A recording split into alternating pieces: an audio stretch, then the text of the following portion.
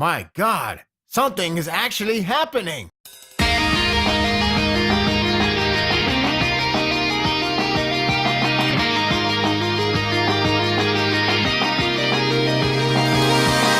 It's time for the fifth battle. The interest may not be on the battle itself, at least in my opinion. Instead, the real interest is on Deku and the strange dream involving with One for All. The last chapter set up the possibility for a new problem for Deku as his quirk remains a mystery. Is his quirk normal? Or something troubling is on the horizon?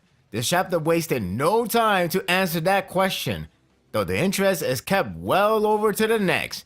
From the start, All Might and Gran Torino discuss about the strange dream, whether Shimura had any experience when she inherited One for All. It turns out there is one, similar to what Deku experienced himself with old memories. This is probably the closest we will get out of them, since this is one story he can recall involving with One for All. I thought the info would be saved for another time, creating the tension for a turning point. I thought wrong, but first, there's a battle going on. Class A bystander insinuate that Deku's team is nearly identical to Bakugo's. The only difference is they don't have their ear in the team, so they can't exactly do the similar tactic. That's why Deku has to go faster in speed. I suppose this is one way to show somewhat equal length between Deku and Bakugo to push the rivalry harder. In the battle, Deku made himself as bait to draw out Team B, while keeping his team hidden until the time is right. It's a simple tactic, but of course, saying out loud or thinking out loud will result to failure. And that it did. Monoma tricks Deku into believing Ochaku has betrayed him. If she did, she will say, "Give me more screen time and development." Reminder, Monoma's quirk can copy ability, hence the gravity trick.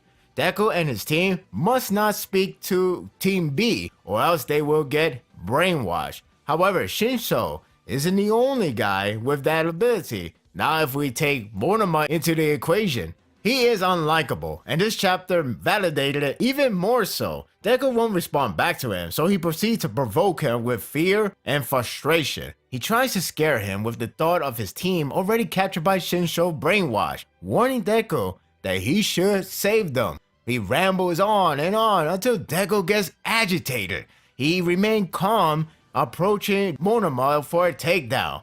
But the straw that breaks the camel's back is the mention of Bakugo. Monoma's likability keeps draining and draining with his dirty mouth, provoking Deku for being a cold-hearted friend. Then he has to mention Bakugo, but in a cold way. How so? By calling Bakugo out as the destroyer of the symbol of peace, mocking him for smiling confidently. What an asshole. It's going to take a miracle to make him likable. I mean, you could like him for being a douche, but at this rate, he's the coolest guy ever level right now. That line about Bakugo got Deku pissed off, so here comes the flick. I guess their connection to Naruto and Sasuke aren't so different after all. At the very least, it's a good change of pace with Monoma playing more of a mind game rather than a straight up attack. No, that is left for his team to do that, as it is soon yet another Team B's barrage demo before counterattack. It's been 5 battles, 5 damn battles, and the damn pattern remained the same. I suppose I should be used to it when a wrestling show does it similar, though they are remixes and towards the end, it's hardly the same.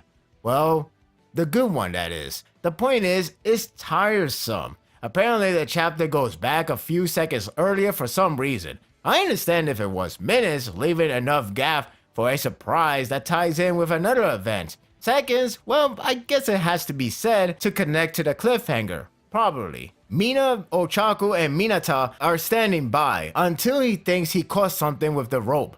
I thought it would be a little different, but then it ensued the showcase of Team B. They thought they caught and stopped Team B from attacking, but it was a trap. Yanagi's quirk, Poltergeist, which is a cool name over telekinesis, attacks Team A with flying broken objects. I didn't know who Yanagi was at the time. Mina's acid blocks the objects, only for them to start hovering elsewhere. Out of nowhere, the two pieces coming towards Mina enlarge. All thanks to Kondai's quirk, size. Now I know who Yanagi is. Ochako makes them float. But that guy, who I don't remember yet, does twin impact. And supposedly, hurl over twice as impactful. Yeah, I said it.